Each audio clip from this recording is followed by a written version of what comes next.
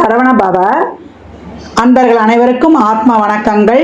இந்த பதிவு தமிழ் புத்தாண்டு பலன்கள் விசுவாவசு வருடத்தினுடைய பலன்களை 12 ராசிக்கு காணவிருக்கிறோம். தமிழ் மாதங்கள் மொத்தம் 60. அந்த வரிசையில் 39வது வருடமாக இந்த விசுவாவசு வருடம் வருது. இந்த விசுவாசு வருடம் எப்படி இருக்கும் பொதுவாக அப்படின்னு பஞ்சாங்கத்தில் சொல்லும்பொழுது நிறைய நன்மையும் தீமையும் பலன்களாக தராங்க. இந்த விசுவாவசு வருடத்துடைய ஆரம்ப மாதமே சித்திரை மாதமாக இருக்கும். கோடை மழை நன்கு பொழியும். காய்கறிகள் எல்லாம் நல்லா விளைஞ்சாலுமே விலைவாசி ஏறும்னு சொல்கிறாங்க. தங்கம் வெள்ளி விலைகள் மேலும் ஏறும். பங்கு வர்த்த விலைகள் கட்டுக்குள் இருக்கும். விவசாயம் செழிக்கும் அப்படின்னு சொல்லிட்டாங்க. இந்த வருடம்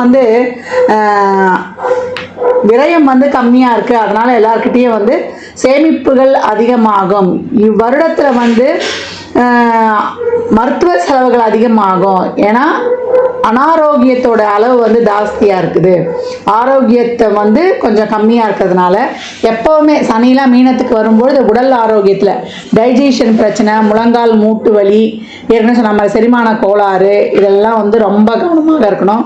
உணவில் நிறைய நல்லெண்ணெய் எடுத்துக்கொள்வது, உடலில் எதிர்ப்பு சக்தியை கூட்டிக் கொள்வது, கழிவு முதல்ல வெளியே போகுதா அப்படின்றத ஃபஸ்ட்டு பார்த்துடணும்.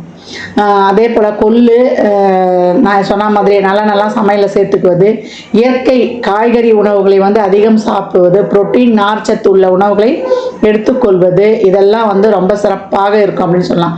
தண்ணி நிறைய குடிக்கணும். ஒரு நாளைக்கு 3 லிட்டர் தண்ணி குடிக்கிறது ரொம்ப சிறப்பாக இருக்கும். இதெல்லாம் பொதுவான விஷயங்கள். இந்த வருடப்பிறப்பின் ஆரம்பத்தில் என்ன மாதிரியான கிரகங்கள் இருக்குதுன்னு அப்படின்னு நம்ம பார்க்க இருக்கிறோம்.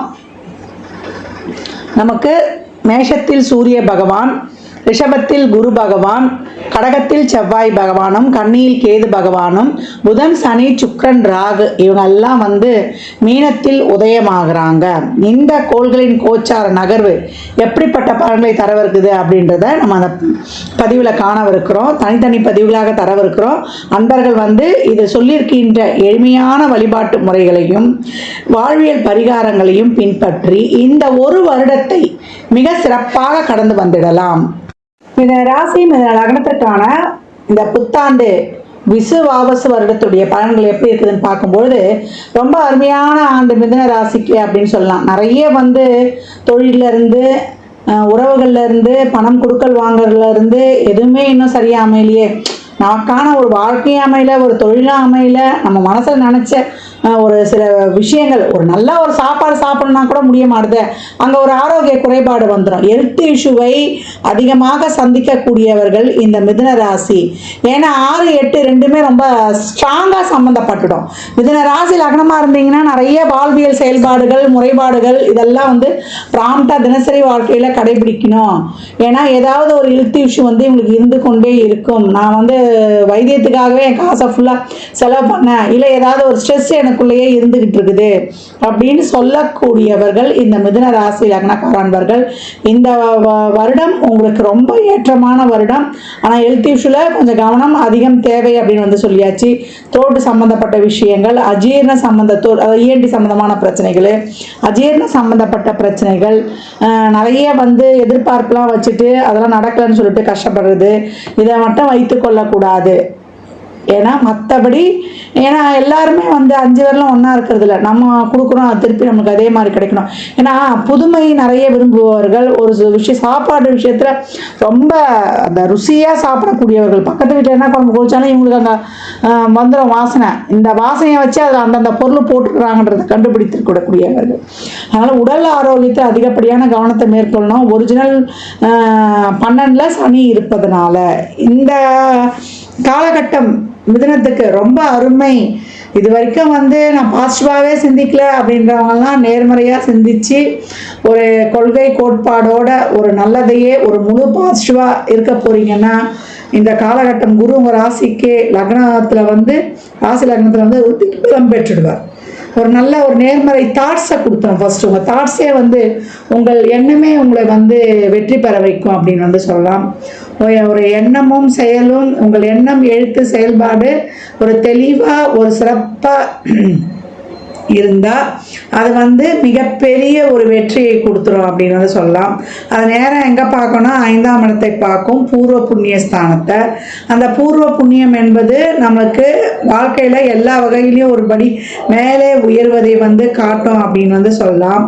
7ஆம் இடம் வந்து சமுதாயத்தில் உங்களுக்கு ஒரு பேர் புகழ் அங்கீகாரம், திருமண வாழ்க்கையில் உள்ள பிரச்சனைகள் நீங்குவது, திருமணமே ஆகலைன்னா நமக்கு இந்த காலகட்டம் நடைபெறுவது, பார்ட்னர்ஷிப்பில் இருந்த பிரச்சனைகள் நீங்குவது, ஒரு புதுசாக பார்ட்னர்ஷிப் ரிலேஷன்ஷிப் இதெல்லாம் வந்து ரொம்ப புதுசாக அமைவது, ஒரு சிலருக்குலாம் ஏற்கனவே கல்யாணம் ஆகி அதில் பிரச்சனை ஆகியிருந்தது, அதுக்கெல்லாம் ஒரு தீர்வு கிடைச்சி ஒரு 2வது மனம் வந்து நடைபெறுவது, பாக்கியம் நிச்சயம் உண்டு, தாய் தந்தை என்ற பாக்கியமும் உண்டு, இல்லை எனக்கு ஒரு வண்டி வீடு வாகன யோகமும் உண்டு, சமுதாயத்தில் ஒரு நல்ல மதிப்பு பேர் புகழ் அங்கீகாரம் கிடைச்சிரும், ஒரு நல்ல ஒரு ட்ரீட்மெண்ட்டு போய் அந்த ட்ரீட்மெண்ட் வந்து உங்களுக்கு நல்ல ஒரு சுகத்தை கொடுப்பது, சாப்பிட்ற மருந்து இந்த காலகட்டம் வந்து உடம்பு ஏற்றுக்கொள்ளுவான். வேற்றுமொழி பேசுபவர்களால் நல்ல நன்மை பாக்கியங்கள் உண்டு. தந்தை வழி சொத்துக்கள் இதெல்லாம் ஒரு பிரச்சனையாக இருந்தது, செஞ்சது தந்தைக்கு எனக்குமே பிரச்சனை அப்படின்றவங்க தான் இந்த காலகட்டம் தந்தை வழியால் மிகப்பெரிய ஆதாயம். யார்கிட்டனா ஒரு உதவிலாம் எதிர்பார்த்து கொண்டு காத்திருக்கிறோம்னா கண்டிப்பாக அவர்கள் மூலியமாக அந்த உதவி வந்து நிச்சயம் உங்களுக்கு கிடைக்கப்பெறும் அப்படின்னு வந்து சொல்லலாம். மிதுனம் இந்த காலகட்டம் உங்களுக்கு மிக சிறப்பான பாக்கியங்களை வாழ்வில் வந்து ஒரு படி மேலே போகக்கூடிய அதி அற்புதமான ஒரு சிறப்பான நேரத்தை வந்து காண போறீங்க. தொழில், திருமணம், வேலை வாய்ப்பு, உத்தியோகம், அதே போல் உங்களுடைய ஹெல்த்து, வெல்த்து, ஃபேமிலி வைஸு எல்லாமே ரொம்ப சிறப்பாக இருக்கும். மனநிறைவு, மனமகிழ்வாக இருக்கும். இந்த காலகட்டம் இதெல்லாம் கூடுதலாக பெற்றுக்கொள்வதற்கு நிறைய சேரிட்டி சேவை மனப்பான்மையுடன் உடன் ஆத்மார்த்தமாக ஈடுபட்டு செய்யும்போது, வாயிலா ஜீவன்களுக்கு செய்யும்போது மிக பெரிய ஏற்றங்களை மாற்றங்களையும் பூமாக உங்கள் வாழ்க்கையில் காணலாம். எல்லா துறையிலுமே ஒரு மீடியா துறை, அழகுத்துறை, அதிர்ஷ்டம் நம்பி செய்யக்கூடிய தொழிலில் இருக்கிறவங்களுக்குலாம் மிகப்பெரிய முன்னேற்றங்களை நிச்சயம் காண்பார். நான் ஏற்கனவே சொன்ன வண்டி வீடு வாகன யோகத்திலிருந்து ஒரு நல்ல ஒரு சாப்பாடு கூட இப்போ சாப்பிட முடியும். அந்த மாதிரி வந்து ஒரு அருமையான ஒரு சூழலில் இந்த காலகட்டம் உங்களுக்கு கிடைக்கும். மிதுனம் மிளிரும் அப்படின்னு வந்து சொல்லலாம். ஒரு முத்தாய்ப்பான ஒரு சக்ஸஸ்ஃபுல் சர்வைவலில் வந்து நீங்கள் வந்து லீட் பண்ணக்கூடிய ஒரு அருமையான ஒரு நேரம் அப்படின்னு வந்து வாழ்க்கையை வந்து வாழ்கிறதே ஒரு நம்மளுடைய வாழ்க்கையே ஒரு வெற்றிக்கான அடையாளமாக இருக்கும். அந்த மாதிரி சனீஸ்வர பகவான் அவங்களை வந்து ரொம்ப சிறப்பாக கொண்டு போயிடுவார். ஏன்னா 8, 9 இந்த காலகட்டம் 10 இருக்கும்போது உழைப்பு அதிகமாக தேவைப்படும். உங்களுடைய கம்ஃபர்ட் ஜோனை உடைச்சி எல்லாத்துலேயுமே வந்து ஒரு கம்ஃபர்ட் ஜோனை எதிர்பார்க்கக்கூடாது. தரையில் இறங்கி சமுதாயத்தில் இறங்கி நீங்கள் வந்து மற்றவங்களுக்கு உதவுற மாதிரி இறங்கி வேலை செய்யும்போது இந்த டெக்னிக்கல் வைஸாக செய்யாமல் அடுத்தவங்களுக்கு உதவி பண்ணுற மாதிரி உங்களுடைய நோக்கம், உங்கள் கான்டெக்ட் சிறப்பாக இருக்கும்போது, உங்கள் கண்டென்ட் வந்து ஒவ்வொரு நாளும் புதுமையாக இருக்கும்பொழுது உங்கள் வாழ்வில் வந்து மிகப்பெரிய ஏற்றங்களையும் மாற்றங்களையும் நீங்கள் சந்திக்க பெறுவீர்கள். இந்த பலன்கள்லாம் கோவிலின் கோச்சார நகர் வைத்து சொல்லப்பட்டிருக்கு. உங்கள் சுய ஜாதகத்தில் இப்போ என்ன தசாபுதி நடக்குது, அது எதற்காக உங்களுக்கு ஊக்கப்படுத்துது, திருமணம், குழந்தை பாக்கியத்திற்கா இல்லை பொருளாதார முன்னேற்றத்திற்கா என்பதெல்லாம் உங்கள் சுய ஜாதகத்தை ஆய்வு செய்வதன் மூலம் மட்டுமே நாம் தெள்ள தெளிவாக அறிந்து கொள்ள முடியும். மிதுன ராசி லக்னக்கார அன்பர்களுக்கு என் மனமார்ந்த வாழ்த்துக்களை தெரிவித்துக் கொள்கிறேன். இந்த காலகட்டம் நீங்கள் வழிபட வேண்டிய தெய்வம் என்னன்னு கேட்டிங்கன்னா, நீங்கள் முருகன் வழிபாடு, பழனியில் இருக்கக்கூடிய திரு ஆவணன்குடி முருகப்பெருமானை வழிபட்டு அதுக்கப்புறம் பழனி மலைமையில் இருக்கும் முருகனை வழிபடும் பொழுது வியாழந்தோறும் மிகப்பெரிய ஏற்றங்களையும் மாற்றங்களை காணுவீர்கள். மயில் மீது அமர்ந்திருக்கும் முருகனையும் வழிபடலாம். தம்பதி சமேதராக இருக்கிற முருகனை, இன்னும் பச்சை கலரில் திருச்செந்தூர் முருகன் இருப்பார், அவரை வழிபடுவதும் உங்களுக்கு ரொம்ப ஒரு என்ன சொல்கிறது, ஒரு மன நிறைவு, மன மகிழ்வை தாராளமாக தந்துடும். இந்த ராசி லக்னக்கார அன்பர்களுக்கு என் மனமார்ந்த வாழ்த்துக்களை தெரிவித்துக் கொள்கிற. நிறைய வேல்மாறல், கந்த சஷ்டி கவசம், கந்த குரு கவசம், என்ன மந்திரம் தெரியுதோ உங்களுக்கு பிடிச்ச மந்திரத்தை ஃபோனை எடுத்த உடனே ஓம் முருகா, ஓம் நம சிவாய, சிவாய நம அப்படின்னு சொல்லிக்கொண்டே உச்சரித்து கொண்டே வரும்போது என்ன பண்ணுறது, உங்களுக்கு தெரியாது, உங்கள் லைஃப்பில் வந்து ஒவ்வொரு கட்டமும் ஒவ்வொரு சூழலிலும் உங்களை இறைவன் கைத்தலம் பற்றி உங்களை வந்து மிக சிறப்பாக கூட்டிகிட்டு போயிடுவார். ஒரு இருட்டில் போகிறோம், கண்ணோக்கம் தெரியல அப்படின்னும்போது நம்மளை யாராவது ஒருத்தர் கை பிடிச்சிட்டு போனால் எப்படி இருக்கும், அந்த மாதிரி இறைவன் உங்கள் அருகே அப்படின்னு வந்து சொல்லிடலாம். புத்தாண்டு புத்தாண்டில் 12 ராசிக்காரர்களும் ஒரு என்னமா பரிகாரம் பண்ணிக்கிறது அப்படின்னா, நல்லா இருக்கிறவங்களும் சரி, இல்லை ஒரு சாதகம் இல்லாமல் இருக்கிறவங்களும் சரி, நிறைய தான தர்மம் பண்ணுங்க. ஏன்னா சக்கரத்தின் ஒரிஜினல் விரய பாவம் ஓப்பன் ஆயிடுச்சு. அந்த விரயம் வந்து உடல் விரயம், பொருள் விரயம், உறவுகள் விரயம், உறுப்புக்கள் விரயம், அதே போல் ஒரு பார்ட்னர்ஷிப்பு, அதே போல் நம்மளுடைய ஒரு ரிலேஷன்ஷிப்பு, எல்லா விதமான கால விரயம், அதே போல் நேர விரயம், நம்ம உடம்புல இருக்கிற சக்தி எனர்ஜி ஃபுல்லாக ட்ரெயின் ஆக போகுது.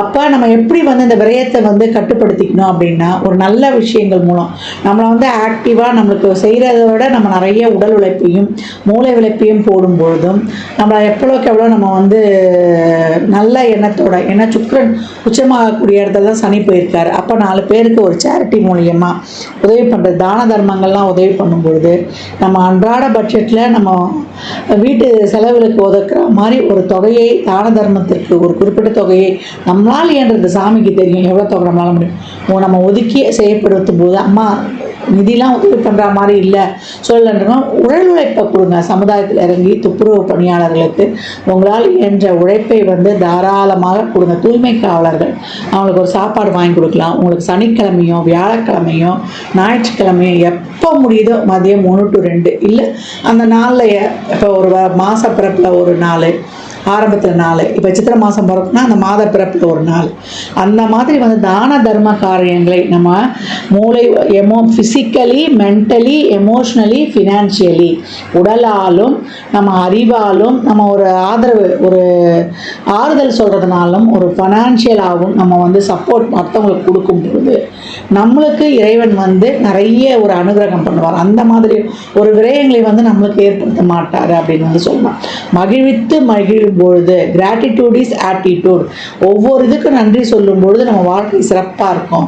அன்பு எங்கே குறையுது? நன்றி உணர்வும் ஒரு பிரச்சனை, ஒரு உறவு நம்மளுக்கு வரல போது நம்மளுக்கு எந்த இடத்துல வீக் ஆகுறோம்? அன்பும் நம்மளுடைய நன்றி உணர்வும் குறையும் போது தான் ஒரு இடத்துல வந்து பிரச்சனை உருவாகுது. எனக்கு யாரும் சரியில்லைன்னு சொல்லக்கூடாது. நம்மளுக்கு வந்து பீப்புள்ஸ்க்கு கிடையாது, அவங்களை வந்து பக்குவமாக கையாளக்கூடிய திறன் நம்மளுக்கு தான் இல்லை. அதனால் இந்த காலகட்டம் அனைவரையும் நேசிப்போம். நம்மளை மாதிரியே அடுத்த உயிரில் நேசிக்கும் பொழுது நம்மளை சுற்றி ஒரு சிறப்பான பாசிட்டிவ் ஆரா கடையமாக ஏற்பட்டு வாழ்நாளில் வந்து மிகப்பெரிய சாதனைகளையும் எந்த சூழலிலையும் எந்த காலத்திலையும் நம்ம வந்து பெறலாம். இந்த காலகட்டம் வந்து கோளறுப்பதிகம் தினமும் கேட்கணும். நவகிரகங்களை நண்பனாக்கி கொள்ள கந்தர் அலங்காரத்தில் இருக்கக்கூடிய 38வது பாடல். நாளென் செய்யும் வினைதான் என் செய்யும் என்னை நாடி வந்த கோலென் செய்யும் கொடுங்கூற்றில் செய்யும் குமரேஸ்வரர் தாளும் சிலம்பும் சதங்கையும் தண்டையும் சண்முகம் தோளும் கடமும் எனக்கு முன்னே வந்து தோன்றினே என்று சொல்லக்கூடிய கந்தர் அலங்காரத்தில் வரக்கூடிய 38வது பாடலை தொடர்ந்து வந்து பாடு வரும்போது இந்த கிரக பயிற்சியும் எந்த கிரக பயிற்சி நடந்தாலும் 3 கிரக பயிற்சி இந்த வருடம் இருக்குது. என்ன அது? சனி பயிற்சி, குரு பயிற்சி, ராகு கேது பயிற்சி. இந்த பயிற்சிகள் எல்லாம் திறம்பட கலந்து நம்மளுடைய வாழ்வை ரொம்ப ஒரு வளமான வாழ்வாக மாற்றிக்கொள்ளலாம். எந்த குரு பயிற்சியும் கண்டு நம்ம வந்து அஞ்ச வேண்டியதே இல்லை. ஏன்னா முருகனுக்குள்ளே தான் 12 ராசிகள், 9 நவகிரகங்கள், 108 நட்சத்திர பாதங்கள், 12 ராசிகள் இதெல்லாம் அடக்கம். அப்போ நம்ம வள்ளல் நம்ம கூட இருக்கும்போது நமக்கு எதுக்கு பயப்படணும்? அவன் நம்ம கையை பிடித்து நம்மளை வழிநடத்தி செல்வான். மற்றும் ஒரு சிறப்பான பதிவில் சந்திக்கும் வரை தங்களிடமிருந்து விடைபெற்றுக் கொள்வது ஆதித்ய சொர்ணலட்சுமி. மிக்க நன்றிகள். வாழ்க வளமுடன். நற்பவி நற்செழி இறையருளால் அனைத்தும் நிறைவாகட்டும். ஜாதகம் பார்க்க விரும்பும் அன்பர்கள் இந்த எண்ணிக்கு ஒரு மெசேஜ் செய்யுங்க. தங்களுக்கான விவரங்கள் அளிக்கப்படும். அப்பாயின்மெண்ட் பெற்றுக்கொள்ளலாம். ஜாதகம் சிறந்த முறையில் பார்த்து கணித்து தரப்படும். வாஸ்து பார்த்து தரப்படும். வாஸ்துப்படி வீடு கட்ட பிளான்கள் போட்டு தரப்படும். சோமுகூர்த்த நாட்கள் குறித்து தரப்படும். உங்கள் இல்லங்களுக்கு விசேஷ நிகழ்ச்சிகளுக்கு சோமுகூர்த்தங்கள் குறித்து கொள்ளலாம். எண்ணியல் படி பெயர் வைத்து தரப்படும். பிறந்த குழந்தைகளுக்கும் தொழிற்சாலை நிலையங்களுக்கும் சிறப்பான பெயரை அமைத்து உங்கள் வாழ்வை வளமாக்கிக் கொள்ளலாம். அவரவர் சேவைக்குண்டான கட்டணத்தை செலுத்தி சிறப்பான சேவைகளை பற்றி வாழ்வை வளமாக்கிக் கொள்வதற்கு இது ஒரு அற்புதமான வாய்ப்பு.